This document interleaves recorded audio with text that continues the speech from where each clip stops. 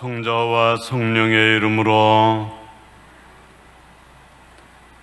자비하신 하나님 아버지, 우리와 항상 함께 하시고 우리를 인도해 주시는 하나님 아버지, 당신 아들을 통해서 저희에게 참으로 지혜와 능력을 함께 해주시고 당신 성령을 통해서 저희를 기쁨으로써 당신을 알고 깨닫고 사랑을 느낄 수 있도록 인도해 주심에 감사드립니다.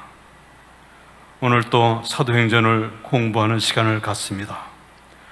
주님, 이 자리에 함께하는 모든 이들 항상 주님께서 사랑해 주셔서 그들 안에 성령 충만을 이끌어 주시어 이들이 가는 곳마다 아버지의 사랑을 전하는 당신의 사랑의 도구가 되게 축복해 주시옵소서. 오늘 이 시간을 귀중한 시간으로 당신께서 만들어 주시옵소서. 주는 세세의 영원히 살아계시며 다스리시나이다. 아멘. 성부와 성자와 성령의 이름으로 아멘. 찬미 예수님, 사도 바오로의 제2차 선교 여행을 함께 공부하고 있습니다. 마침내 주님 영의 인도로 마케도니아에 와서 필리피 그 도시를 주님의 그러한 그 사랑의 그러한 공동체, 주님께서 사랑하는 이들의 공동체를 만들고 이제 17장에 데살로니가 선교하고 또 베로니아에 선교를 하게 되었죠. 그래서 지난 시간에 17장 데살로니가 선교 또 베로니아 선교에서 말씀을 드렸습니다. 데살로니가 그 교회 공동체를 이렇게 만나서 이렇게 선교하는 그 내용, 데살로니가 전서 후서에 그 내용이 잘 있듯이 거기에는 유대인들을 대상으로 해서 유대인들이 가졌던 그 메시아관이랄까, 구원자이신 메시아, 그 관하고 바오로 사도가 얘기하는 메시아관하고는 다르죠. 그래서 유대인들이 가졌던 이 세속적이고 정치적인 그러한 구원자 메시아, 그것이 아니라 이사야 예언서에 있는 야훼 종의 노래 같이 거기에 나오는 메시아는 고난을 받으시고 그리고 마침내 죽으시고, 그러나 하나님께서 그를 다시 부활시키시고 바로 그 나자렛 예수님, 그분이 바로 메시아시다 하는 것을 설파하고, 데살로니가 전서 이렇게 쭉 보면은 바로 그 메시아이신 예수 그리스도를 믿음으로 성령에 충만하게 되는 그러한 그래서 나는 말로서 언변으로서 여러분에게 복음을 전하는 게 아니라 힘과 성령과 확신을 갖고 여러분에게 복음을 선포했다는 그 말이 1장 나오죠. 데살로니가 전서 1장 2절에서부터 7절 이렇게 나오는 그 내용. 그리고 계속해서 여러분들 잘 아시다시피 그 데살로니가 전서 5장 이렇게 보면은 마지막 얘기하는 그런 그 내용 잘 아시는 내용이죠. 5장 16절, 언제나 기뻐하십시오. 끊임없이 기도하십시오. 모든 일에 감사하십시오. 이것이 그리스도 예수님 안에서 살아가는 여러분에게 바라는 하느님의 뜻입니다 하는 말씀. 그리고 이어서 19절에 성령의 불을 끄지 마십시오 하면서 여러 가지 은사 것을 업신여기지 말고 분별하고 좋은 것은 간직하고 악한 것은 무엇이든지 멀리하십시오 하면서 인사말을 통해서 성령의 불을 끄지 말라는 얘기를 하시죠. 그러한 데살로니가 전서에 나오는 그 말씀 읽으면 필립비 교회와 거의 마찬가지로 테살로니가 그 교회를 얼마나 사랑했는지를 알 수 있는 내용이 나오죠. 그러나 거기에서도 유대인들의 박해를 받아서 피해서 베로이아에 이제 가게 되고, 베로이아는 테살로니가 유대인들보다 아주 점잖아서 말씀을 아주 기꺼이 받아들였다 하는 건데, 점잖아서 하는 그런 말은 원래 뜻은 선천적으로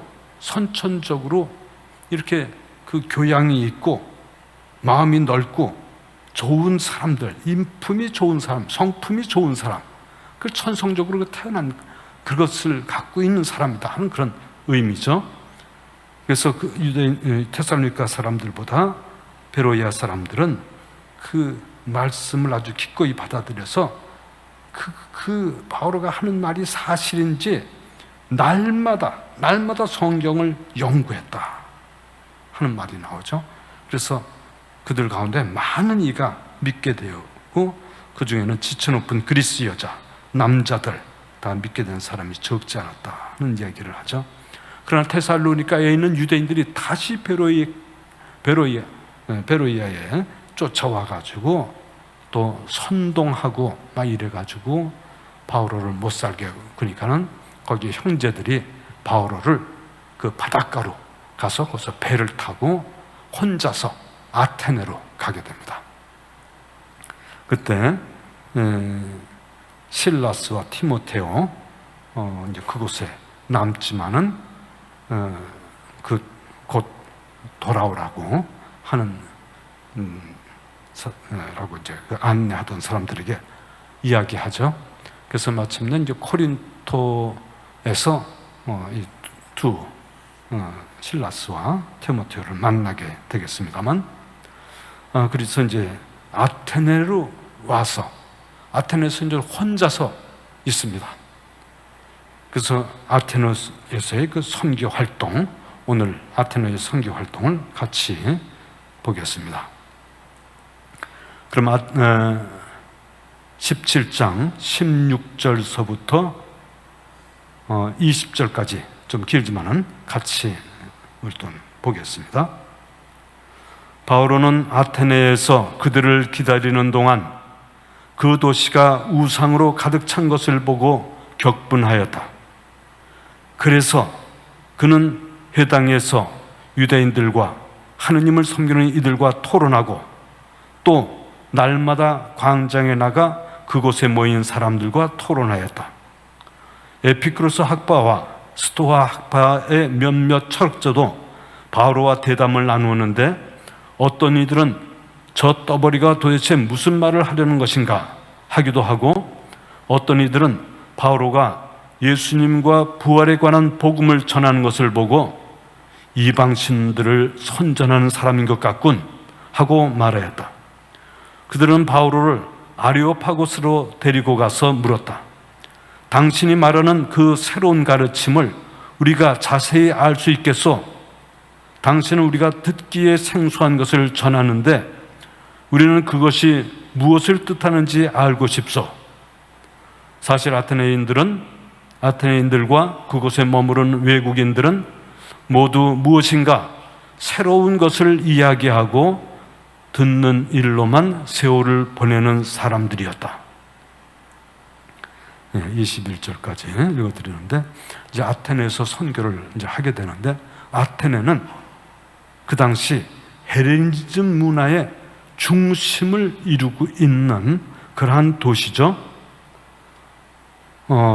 로마의 지배를 받게 돼가지고 이제 그러한 어떤 정치적인 힘이라든지 그런 것은 이제 꺾였습니다만, 그러나 그리스의 사상이라든지 문화라든지 그 당시 가장 화려했던 헬레니즘 문화의 중심을 이루고 있고 그 유산을 갖고 있는 그러한 도시이겠습니다. 그래서 문화와 그 예술 이런 것은 아테네가 아주 지금까지도 그런 그 자부심을 갖고 있는 그리스의 그 수도, 그 당시에는 수도적인 역할, 아카이아의 중심 도시였었겠지만은, 그런데 이제 바오로가 이제 혼자서 이렇게 도시를 이렇게 다니면서 보니까는 그 도시가 우상으로 가득 찬 것을 보고 격분하였다. 우상으로 가득 찬 것을 보고 격분하였다. 이 개신교 신자들이 이 우상 숭배, 이 우리 천주교 신자에 대해서도 이 무슨 상을, 이제 마리아상이라든지 이렇게 예수님 상이라든지 십자가도 이렇게 십자가 형태의 상이라든지 거기에 절하고 그런 것을 보고 우상 숭배다 하고 이렇게 얘기하는 그런 사람도 있습니다만, 여기서 바오로 사도가 아테네를 이렇게 다니면서 그 아테네가 헬레니즘 문화의 중심이었기 때문에 많은 그 예술 작품들이 거리마다 그냥 계속 있죠. 지금은 많이 파괴돼 가지고 있지만은 그 옛날에 그 화려한 문화를 짐작해보고 남을 수 있을 만큼 많은 그 예술 작품들, 또 다른 나라가 또 이렇게 침략해서 가지고 가기도 하고 하는 그러한 그 도시, 그 조각상이 참으로 아름답고 그 아주 굉장히 그 문화적인 그런 그 수준이 높았기 때문에 예술적인 가치가 굉장히 크고, 그래서 그것을 다른 나라에서도 탐해가지고 전쟁에서 이겨가지고 전리품으로 가져가고 막 그런 그 상태가 지금 됐지만은, 그러나 그 당시에는 굉장히 화려한 그러한 문화적 예술 가치가 있는 조각상들이 많고, 근데 거기에 여신, 뭐 남자신 하면서 이렇게 그런 그 신들도 만들어 놓고, 그리고 거기 때에 따라서는 이제 그 제사를 지내면서 그 신들을 공경하는 그러한 것들이 또 있고 그랬던 당시 그런 일들이죠. 그래서 그 도시를 지나다니면서 이렇게 이게 우상들이 많은가 하는 이런 그 생각을 갖고 있었겠습니다. 그러나 여기서 그런 것들이 굉장히 많은 것을 보고 격분하였다 하는 말은, 격분이 이 번역이 인치타바툴,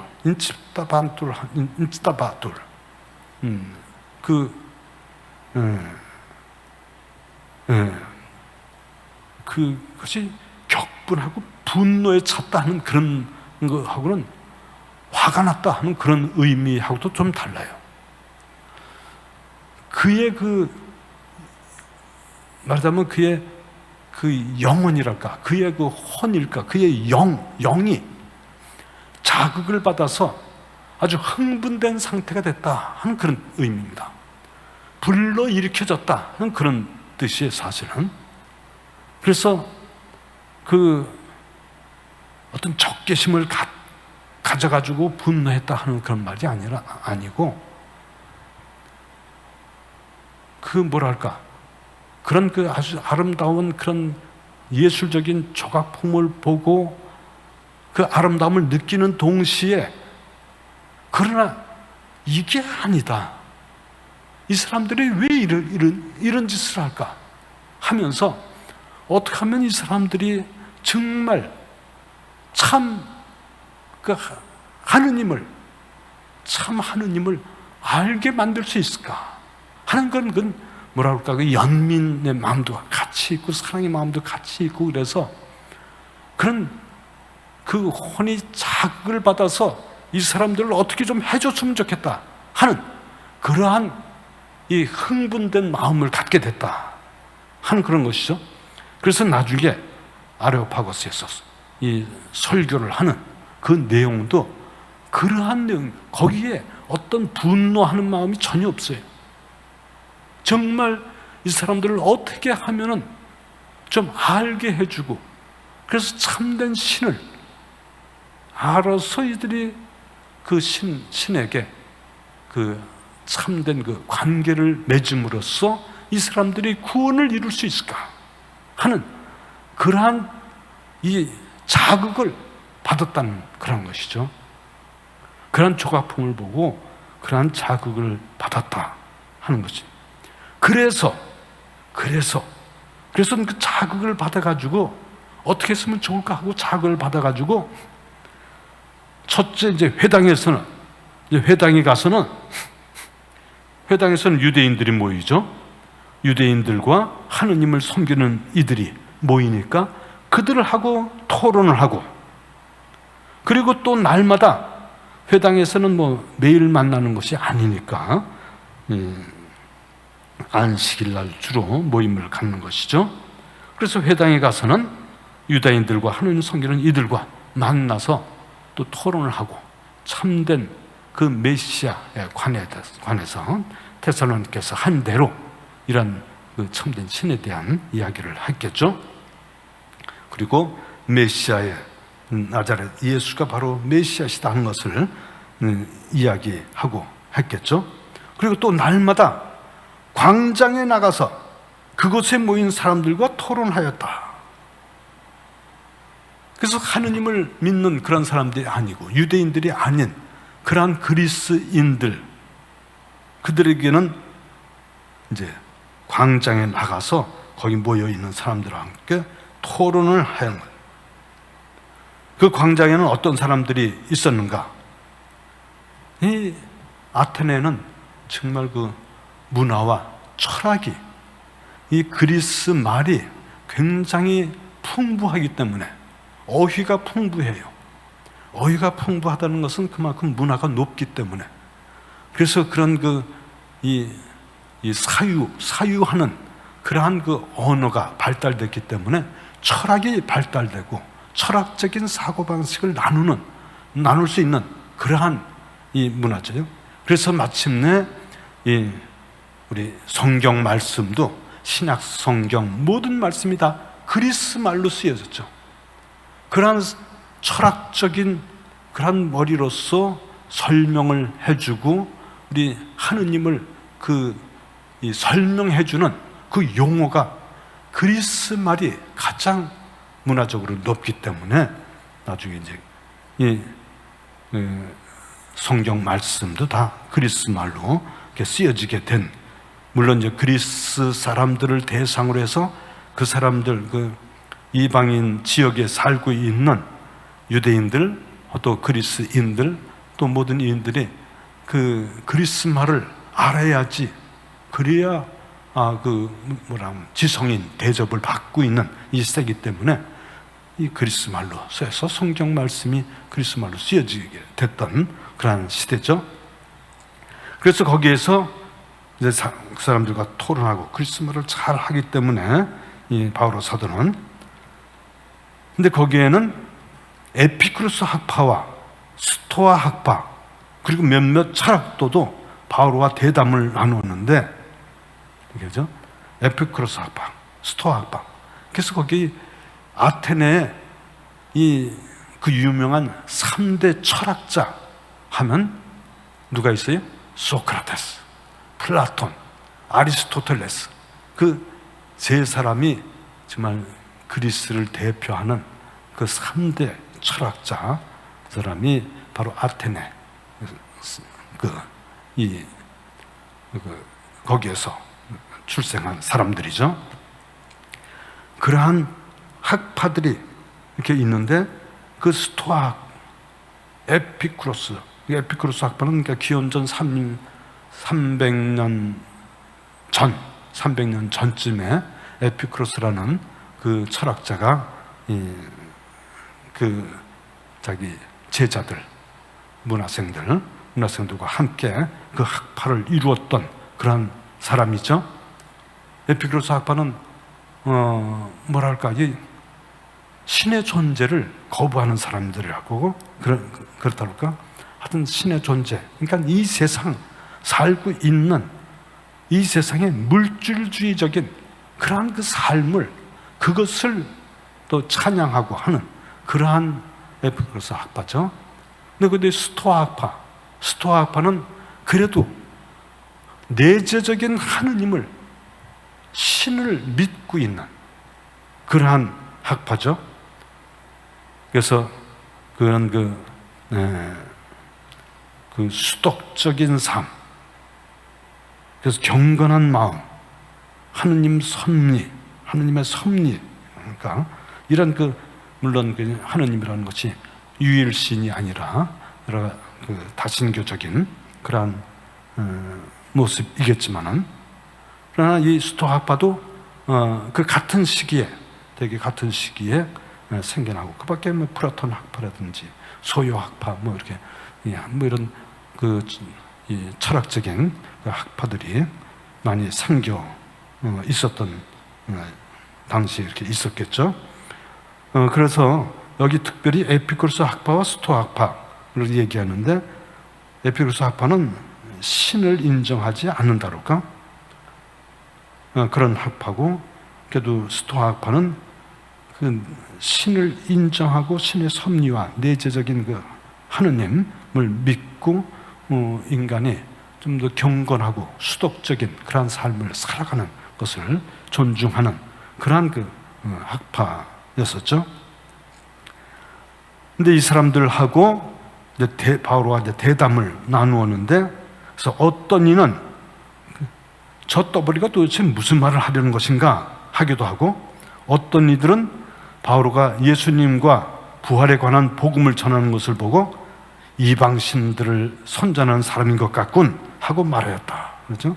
어떤 이는 아마 에피쿠로스 학파 얘기하겠죠. 또 어떤 이들은 그 예수님과 부활에 관한 복음을 전하니까는 그 스토아 학파는 신에 대해서, 또 어떤 다른 신에 대해서 얘기하는 모양이구나 하고 이렇게 얘기했었던 것이죠.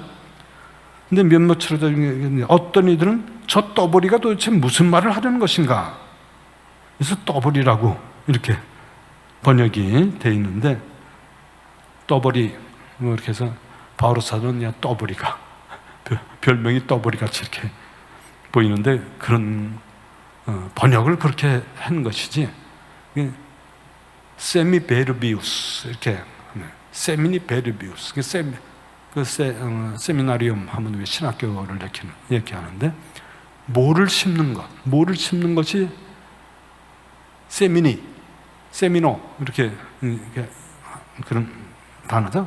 근데 그래서 베르비우스, 그래서 말을 심는다 하는 그런 의미입니다. 그래서 말을 많이 하고, 말을 이렇게 여기저기 이것저것 그냥 다 이렇게 수다쟁이 같이 말을 이렇게 하는 그런 사람. 그냥 한국말로 떠버리라는 그런 번역도 잘 맞긴 맞지만은, 어떤 그 떠버리의 그 뉘앙스가 좀 안 좋게 이렇게 들릴지도 모르겠습니다만, 그래서 말을 많이 하는, 그리고 이렇게 아주 논리적으로도 잘 얘기하고 있는 그러한 모습이, 그 모를 심듯이 탁탁 이렇게 심는 그런 모습이죠. 그래서 이 친구가 이게 말을 참 잘하는구나 하면서, 이 떠버리가 도대체 무슨 말을 하는 건가, 무슨 말을 하려는 건가 하고 그러는 사람도 있고, 어떤 사람들은 아마 이방인의 신들을 선정하는 사람인 것 같군 하고 말하는 사람도 있었다.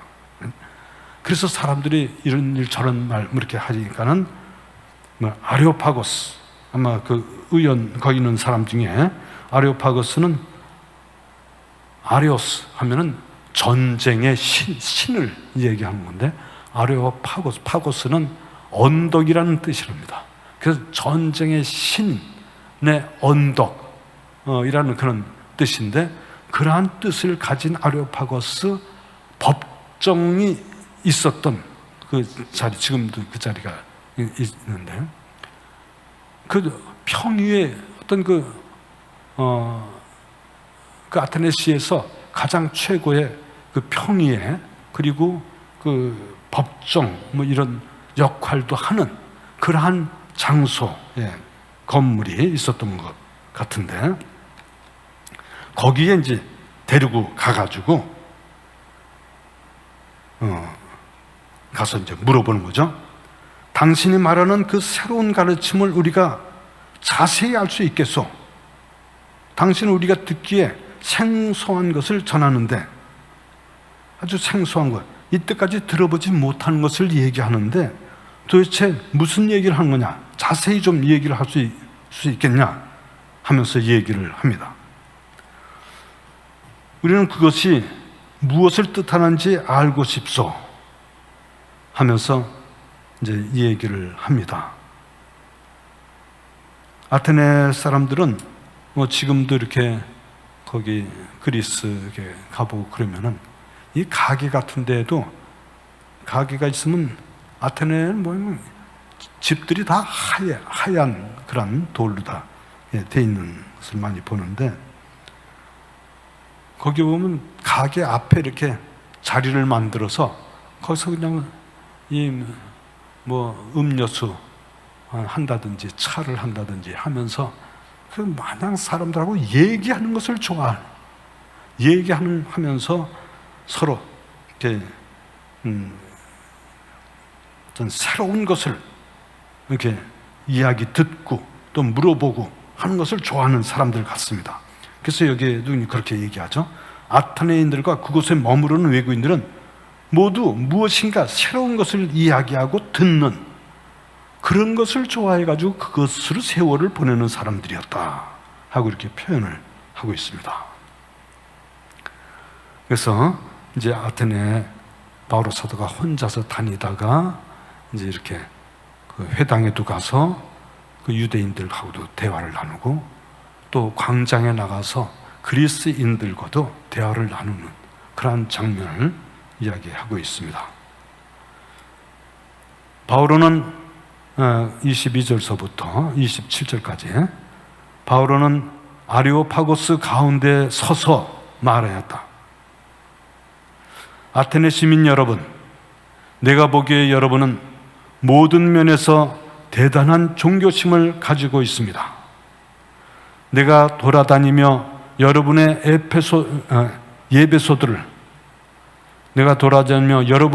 예배소들을 살펴보다가 알지 못하는 신에게라고 새겨진 제단도 보았습니다.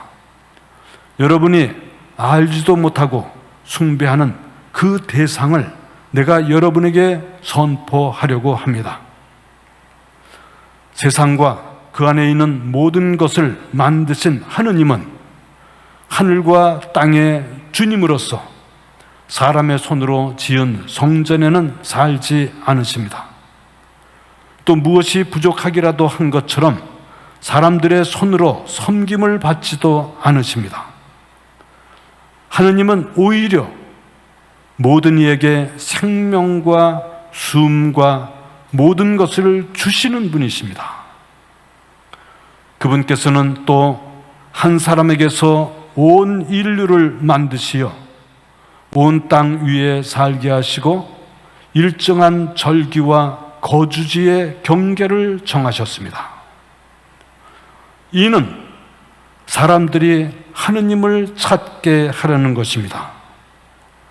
더듬거리다가 그분을 알아낼 수도 있습니다.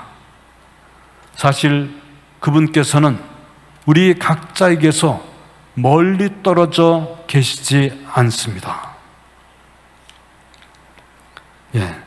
이제 아레오파고스에서 바오로 사도가 이방인들에게 하는 본격적인 선교 설교입니다. 이때까지는 이방인들에게 설교한 내용이 없는데 여기에서 이방인들에게 그리스 문화에 있는 비잔틴 문화에서 살고 있는 그리스인들에게 본격적으로 선교 설교를 하고 있습니다. 아레오파고스 가운데 서서, 아레오파고스라는 그런 이 광장인 아니면 어떤 빌딩 같은 그런 그 건물이 있겠죠. 그 평위의 건물, 거기에서 가운데 가서 서서 말하였다 하고 있습니다. 아테네 시민 여러분, 그러니까 정중한 그런 그 표현을 처음 이렇게 시작을 하면서 얘기하죠. 아테네 시민 여러분, 내가 보기에 여러분은 모든 면에서 대단한 종교심을 가지고 있습니다. 여기에 앞서 16절에 도시가 온통 우상으로 찬 것을 보고 격분하였다 이렇게 쓰여지는데, 격분해서 화가 나 있다 하는 그런 말이 아니라고 말씀을 드렸습니다. 그래서 여기서도 마찬가지로 아테네 시민 여러분 하면서 굉장히 정중한 게 그 아테네 시민 있는 사람들에게, 평의 의원들 또 아테네 시민 사람들에게 이야기하면서, 여러분 모든 면에서 대단한 종교심을 가졌다. 이게 아주 풍부한 신앙심이랄까? 하느님, 어떤 신에 대한 이러한 마음의 신심이랄까? 이런 것을 굉장히 풍부하게 지녔다. 풍부하게 지니고 있다 하는 것을 얘기합니다.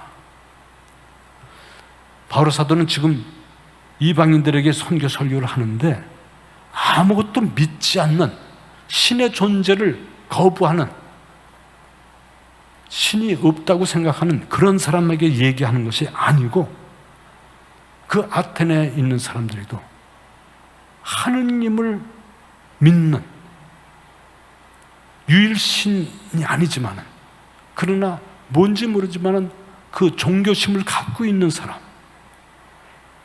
제가 일본에 갔을 때, 일본의 천주교 신자들이 그렇게 많지가 않습니다.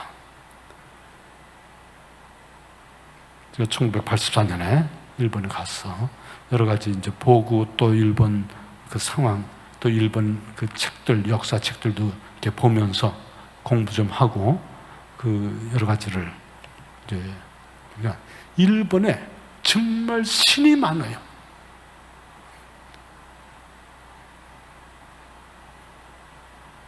그 신사참배 진자라고 그래서 그 진자마다 신사 이렇게 차려놓고 비는 그 종류가 아주 다양해요.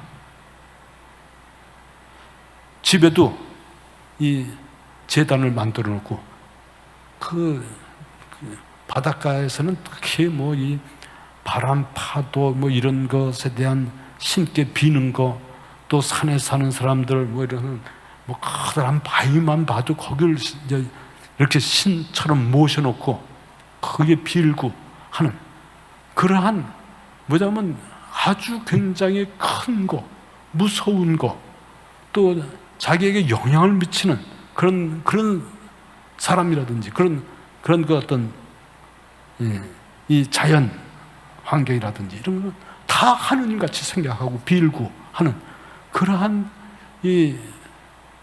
그 종교심이랄까 하는 그러한 신심은 갖고 있는 것 같아요, 기본적으로. 그래서 처음에 그 이냐시오 갑자기 그 예수의 그 신부님이 이제 일본에 와서 전교하는데, 그냥 1, 2년 만에 거의 100만 명에 달하는 신자가 생기는, 1, 2년이 아니라 아주 얼마 안 있어 그렇게 많은 신자가 생겼던 그런 얘기도 이제 있는데, 나중에 이제 박해를 받고 한 여러 가지 일들이 많이 벌어지지만은, 아무튼 일본 사람들이 굉장히 그 마음 안에 무서워하는 거, 지진이 많이 생기고 이거 생기고 홍수가 지고 요즘도 많이 그러기 때문에 여러 가지 두려움을 많이 갖고 있고, 그냥 그 대상에 다 비는 그러한 그 마음가짐을 갖고 있어요. 그래서 그러한 것을 다 신으로 생각하는, 그리스 사람들도 어느 면에서는 그런 것 같아요. 그래서 그 전설도 많고 이런 것들이 다 그러한 데서 이렇게 나온 것이 아닌가 하는 생각도 들기도 하지만은, 아무튼 그러한 이 대단한 종교심을 갖고 있다 하고 바울 사도가 얘기하고 있죠. 그러나 그런 아주 신심이 깊은 이렇게 비는 그런 하나님께 매달리는 그러한 그 마음가짐을 갖고 있다고 할지라도 그것 자체가 구원으로 이끄는 그 길이 아니다 하는 것을 바오로 사도는 스스로 깨닫고 그것을 안타깝게 생각하고, 그렇기 때문에 지금 아레오파고스에서 지금 설교를 하고 있는 것이죠. 내가 보기에 여러분은 모든 면에서 대단한 정신을 가지고 있습니다. 내가 돌아다니며 여러분의 예배소를 살펴보다가 알지 못하는 신에게 라고 새겨진 제단도 보았습니다. 여러분이 알지도 못하고 숭배하는 그 대상을 내가 여러분에게 선포하려고 합니다 하면서 얘기하고 있는 것이죠. 이들이 신의 존재를 인정하고 또 신에게 빌고 하는 그러한 종교심을 갖고 있지만은, 그러나 그 신이 어떠한 분인지를 알지 못하고 있어. 그래서 그 알지 못하는 그 신을 내가 여러분에게 알려주겠습니다 하면서 이야기를 시작하는 거죠. 그래서 그 신은 어떠한 신이냐? 23절 중간에 여러분이 알지도 못하고 숭배하는 그 대상을 내가 여러분에게 선포하려고 합니다. 그러면서 24절에 세상과 그 안에 있는 모든 것을 만드신 하느님은, 하느님 바로 신, 여러분이 알지 못하는 그 신은 하느님인데, 그 하느님은 창조주이신 하느님이다. 세상과 이 안에 있는 모든 것을 창조하신, 만드신 그러한 하느님이시다. 그래서 하늘과 땅의 주님으로서 사람의 손으로 지은 성전에는 살지 않으십니다. 이 성전에 거처하거나 어디 이렇게 제한되어 있거나 하는 그러한 하느님이 아니라는 것이죠. 사람의 손으로 지은 그런 신전, 거기에 사는 것이 아니다. 또 무엇이 부족하기라도 한 것처럼 사람들의 손으로 섬김을 받지도 않으십니다. 하느님, 우리가 섬기고 하는 이런 것은 하느님이 부족해가지고 그것을 원하는 것이 아니다. 하느님은 그러한 하느님이 아시다. 우주 만물을 다 창조하시고 그 안에 사는 모든 사람이나 동물이나 할 것 없이 모든 것을 다 창조하셨어요. 그렇기 때문에 사람의 손으로는 지은 성전, 거기에는 살고 있지 않다. 이 스테파노 설교 7장 48절서부터 50절까지 나오는 그 말과 다 똑같은 그런 내용이죠.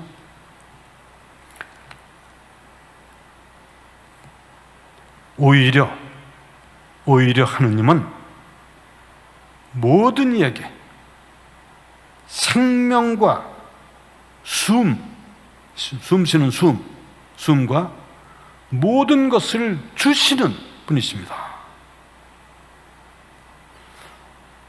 하느님께서 섬김을 받고 하느님께 제물을 바치고 그것을 좋아하는 그러한 하느님이 아니시고, 오히려 하느님께서는 모든 만물, 모든 사람 다 창조하시고 그들에게 생명을 주시고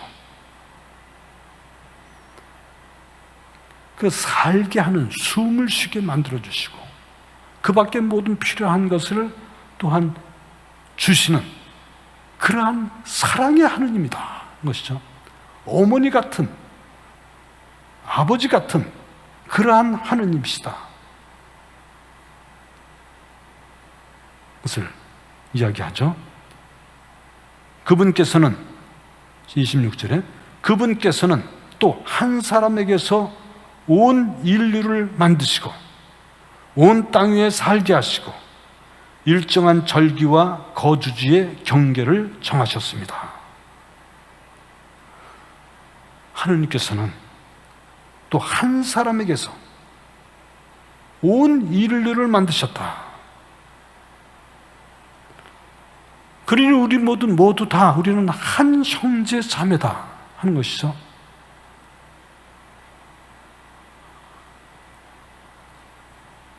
하나님께서는 한 사람에게서 모든 인류가 나오도록, 지금 아담을 얘기하는 거죠. 창세기에 나오는 이런 그 성서 말씀을, 그들은 성경 말씀, 그리스 문화는 모르겠지만은, 그러나 이 아담을 통해서 온 인류가 나왔다 하는 그러한 개념이죠. 그러한 사상, 그러한 종교적인 마음. 그래서 모든 사람 피를 나눈, 우리는 한 형제다. 모든 민족이 다 한 형제다.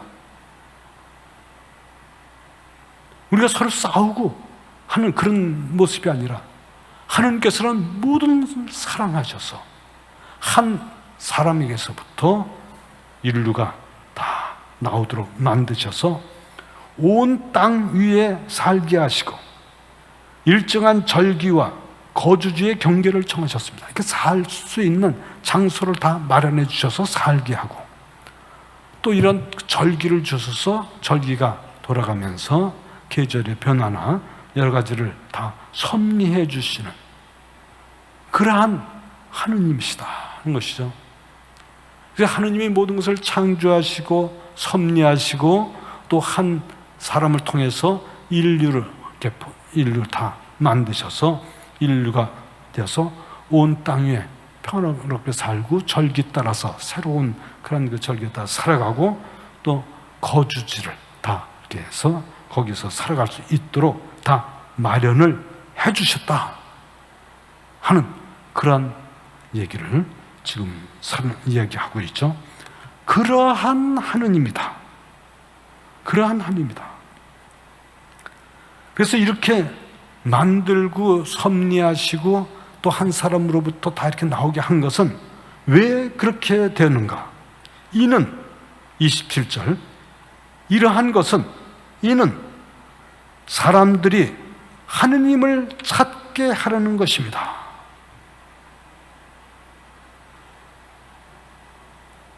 이것은 다 모든 것을 섭리하시고 모든 것을 창조하시고 그 안에 하느님의 입김이 다 서려 있고 하느님의 사랑의 손길이 접해 있고 한 이러한 모든 것은 사람들이 우리가 하느님을 찾게 하려는 것이다. 찾을 수 있게 이렇게 마련하셨다 하는 것이죠. 우주 만물을 다 보면은 거기에 이것을 만드신 하느님이 있는 것을 깨닫도록 해주시는 그런 것인데, 더듬거리다가 그분을 찾아낼 수도 있습니다. 찾으려고 애쓰지 않다가 이렇게 이것도 공부하고 저것도 공부하고 이렇게 하다가 정말 하느님이 있구나. 그리고 내 생명을 만든 그러한 어떤 존재가 있구나. 우리 모두가 서로의 사랑의 일치를 할 수 있도록 이렇게 만드신 어떤 존재가 있구나 하고 더듬거리다가 하느님을 찾아낼 수도 있다는 것이죠. 사실 그분께서는 우리 각자에게서 멀리 떨어져 계시지 않습니다. 그죠? 하느님께서 우리가 하느님을 믿는 그러한 것은 우리 신앙이 그렇게 되기도 되길 수도 있습니다.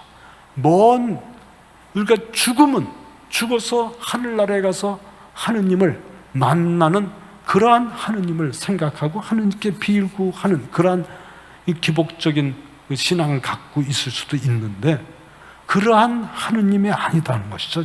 바울 사도가 지금 얘기하는 것은 하느님께서는 살아계신 하느님을 이제 하고자 하는 것인데,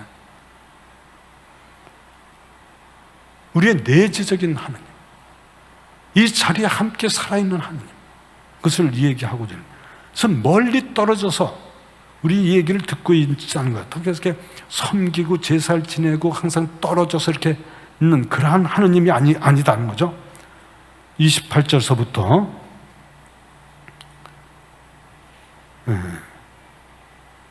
31절까지 여러분의 시인 가운데 몇 사람이 우리도 그분의 자녀다 하고 말하였듯이 우리는 그분 안에서 살고 움직이며 존재합니다. 이처럼 우리는 하느님의 자녀이므로 인간의 예술과 상상으로 빚어 만든 금상이나 은상이나 석상을 신과 같다고 여겨서는 안 됩니다. 하느님께서 무지의 시대에는 그냥 보아 넘겨주셨지만 이제는 어디에 있든 모두 회개해야 한다고 사람들에게 명령하십니다. 그분께서 당신이 정하신 한 사람을 통하여 세상을 의롭게 심판하실 날을 지정하셨기 때문입니다. 그리고 그분을 죽은 이들 가운데서 다시 살리시어 그것을 모든 사람에게 증명해 주셨습니다. 이 그리스 시인 한 이야기, 우리도 그분의 자녀다 하는 그 시, 이것은 그리스 시인 아라투스라는 시인이 310년, 기원전 310년 경에 쓴 시라고 이렇게 얘기하고 있는데, 우리도 그 하느님의 그 자녀들이다 하는 그러한 이야기를 당신네 시인 가운데서도 그렇게 말하였듯이 우리는 그분 안에서 살고 움직이며 존재합니다. 그래서 이런 하느님, 신을 그 제사 때마다 하느님을 부르고 하느님께 청하고 하는 멀리 계신 하느님, 그러한 하느님이 아니라 우리는 그 하느님의 자녀입니다.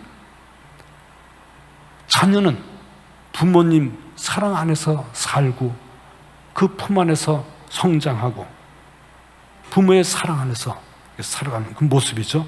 그래서 그분 안에서 그 하느님 안에서 살아가고 움직이며 존재합니다.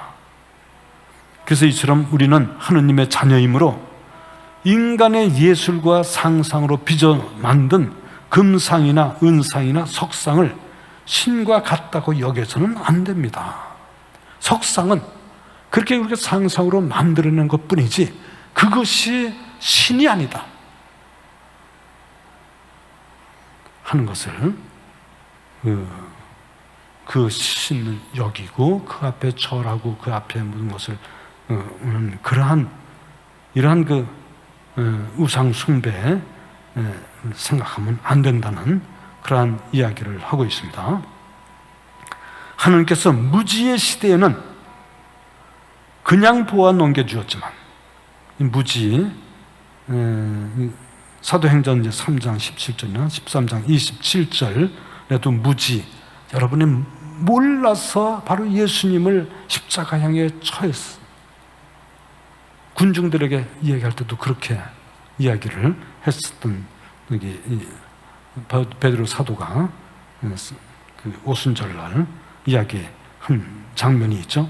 근데 여기에서는 그 유대인들이 그 예수님을 하느님의 아들인 메시아로서, 구세주로서, 그리스도로서 알아보지 못했던 그러한 무지에 대해서 얘기할 때 바로 썼던 그런 그 무지의 시대에는 그냥 보아 넘겨졌죠. 그러나 여기에서 무지는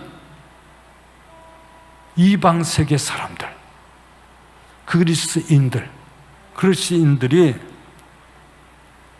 우상 숭배하는, 그래서 하느님, 자기가 믿고 있는 그 하느님이 어떠한 하느님인지, 절대적인 우주 만물을 창조하신 하나의 유일신의 하느님 임을 깨닫지 못하고 있을 때, 몰랐을 때는 괜찮지만은, 그러나 이제는 무지의 시대에는 그냥 넘어갔지만 이제는 어디에 있든지 회개해야 한다 하는 말을 하죠. 그래서 회개한다는 건 돌아선다는 것이죠. 깨달음을 얻는다는 것이죠. 소크라테가 너 자신을 알라 하고 했지만 회개는 깨달음이라는 것이죠.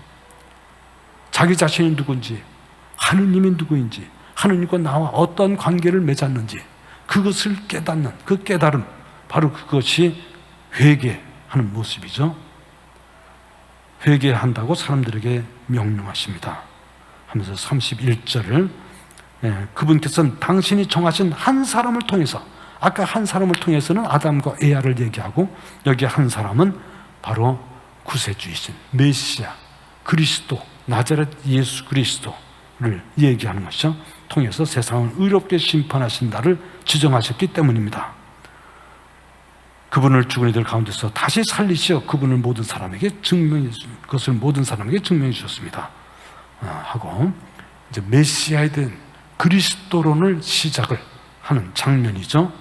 거기까지가 이제 설교의 내용이고 그 다음에 그 설교에 대한 반응이 이제 33절, 34절 이렇게 나오는 장면이 있습니다. 이 부분에 대해서는 다음 시간에 다시 자세히 조금 말씀을 드리도록 하겠습니다. 영광이 성부와 성자와 성령께 성부와 성자와 성령의 이름으로 아멘.